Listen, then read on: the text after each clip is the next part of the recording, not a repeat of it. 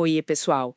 Hoje a gente vai mergulhar numa técnica de pintura que deu o que falar ultimamente, né? O tal do Slap Shop. Opa, pois é. Explodiu mesmo. A gente deu uma olhada num tutorial muito bom do canal Pintando Miniaturas, que, nossa, destrinchou tudo, até as variações. Sim, foi uma análise bem completa. E a ideia aqui é entender o que é essa técnica de verdade, sabe? E se ela cumpre o que promete. Bom, vamos lá. O que é exatamente esse Slap Shop e por que esse nome engraçado? Olha, o nome Slap Shop ficou famoso lá com o canal The Honest Wargamer, né?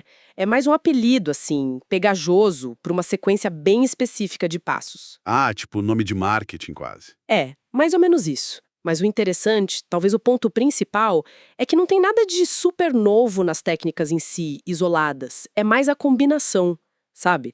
Uma montagem esperta focada em velocidade. Entendi. E qual a receita básica que o tutorial mostrou? Basicamente 3 passos. Primeiro, um primer escuro, preto geralmente. Certo. Depois, vem um pré-sombreamento com dry brush, aquela pincelada seca, né? Tira quase toda a tinta, Aham, para pegar só os relevos. isso, de cima para baixo com uma cor clara. O tutorial usou até um amarelo bebê, eu acho. E, por fim, o passo-chave. Aplicar as tintas rápidas por cima. Ah, as famosas tintas rápidas, tipo Contrast Speed Paint. Essas que prometem fazer tudo numa camada só, né? Base, sombra, realce. Exatamente essas. A Games Workshop popularizou com a Contrast, mas hoje, nossa, tem um monte de marca com a sua versão. Então, o Slap Shop basicamente pegou essas tintas, juntou com uma preparação de primer escuro e dry brush claro. E deu um nome que pegou. O foco, como o vídeo mostra bem, é pintar rápido. Perfeito para quem tem exército para montar, muita miniatura para colocar na mesa, sabe? Faz sentido. Quantidade acima de... talvez. Perfeição detalhada. É por aí. É uma receita otimizada para volume. E na demonstração prática que a gente viu, isso ficou bem claro. O primer foi tipo menos de 1 minuto. Sim, rapidinho. O dry brush inicial demorou um pouquinho mais, uns 6 minutos na primeira demonstração, com a cor clara sobre o preto, e depois as tintas rápidas. Que ele aplicou direto do pote, né? Sem diluir. Isso, deixando acumular nos cantinhos, nas fendas, quase como se fosse um wash, só que já dando a cor principal. Exato. Com cuidado para não borrar uma cor na outra enquanto está úmido, né? Sim, tem esse detalhe. O resultado básico ali, sem contar a base da miniatura, ficou pronto em uns 20 minutos no exemplo. Bem rápido mesmo. E aí que o tutorial fica interessante, porque ele começa a explorar as variações, né? Que mexem basicamente em 3 coisas. A preparação, como a luz inicial é feita, e o tipo de tinta que você usa no final. Ah, legal. Tipo o quê, por exemplo? Por exemplo, usar primer claro em vez de escuro. Era até a sugestão original dos fabricantes das tintas rápidas, né? Verdade. E o que muda? As cores ficam mais vibrantes, mais intensas. E você pula um passo, o do dry brush inicial, então é mais rápido ainda. Só que perde aquele efeito de sombra forte que o primer preto já dá de cara. Entendi. E no dry brush, tem variação também? Tem sim. O vídeo mostrou usando um pincel maior. Aí foi tipo 1 minuto contra os 6 da primeira vez. Super rápido. Nossa. Mas imagino que com menos controle. Exato, menos preciso. Outra opção é fazer 2 dry brushes. Um claro geral e depois um branco só nas partes mais de cima, para dar mais contraste.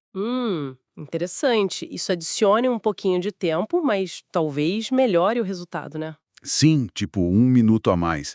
Mas aí já começa a exigir um pouquinho mais de noção de onde a luz bateria, sabe? Faz sentido. E além do pincel? Aerógrafo.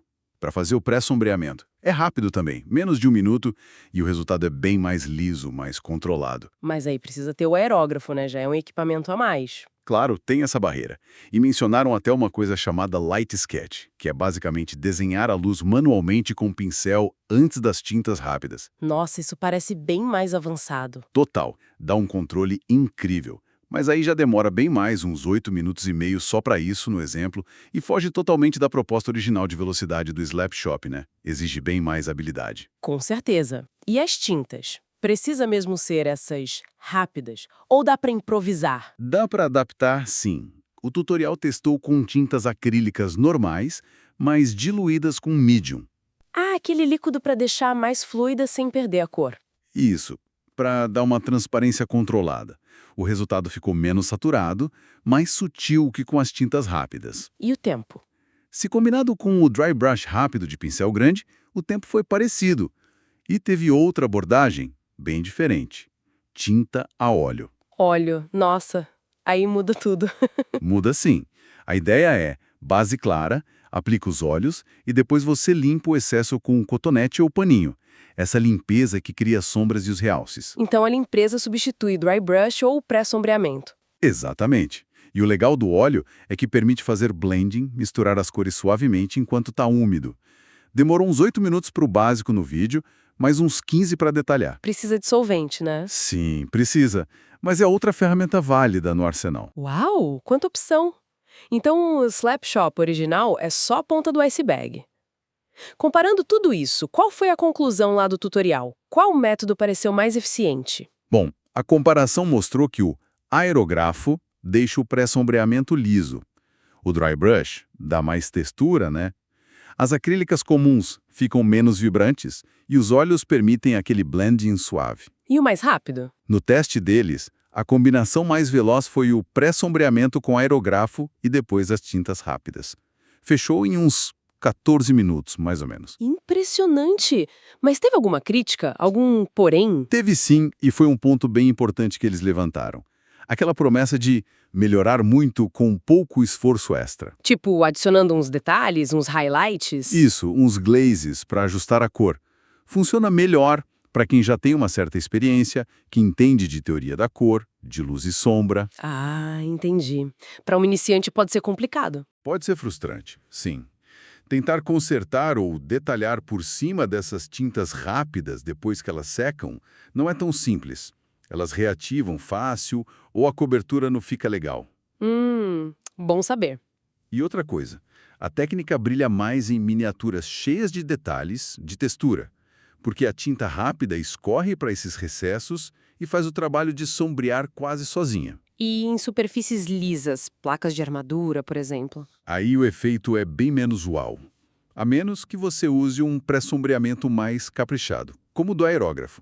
Mas aí já diminui um pouco a vantagem de velocidade e simplicidade das tintas rápidas sobre outras técnicas, né? Entendi.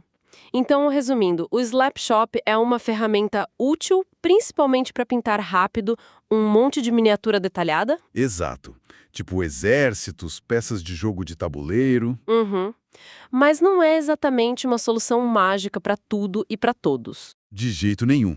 É mais um método válido, ótimo para iniciantes pela simplicidade inicial ou para quem já pinta e quer acelerar um projeto específico. Mas o resultado final vai depender muito da miniatura em si, da variação da técnica que você escolhe. E da habilidade de quem está pintando, claro. Sem dúvida. Não tem milagre. Faz todo sentido. E olha, fica aí uma coisa pra gente pensar, né? Já que a técnica padrão depende tanto da textura da miniatura para funcionar bem, como será que daria para adaptar os princípios do Slapshot para ter resultados legais em figuras com áreas maiores e mais lisas, mas sem depender só do aerógrafo para o pré-sombreamento?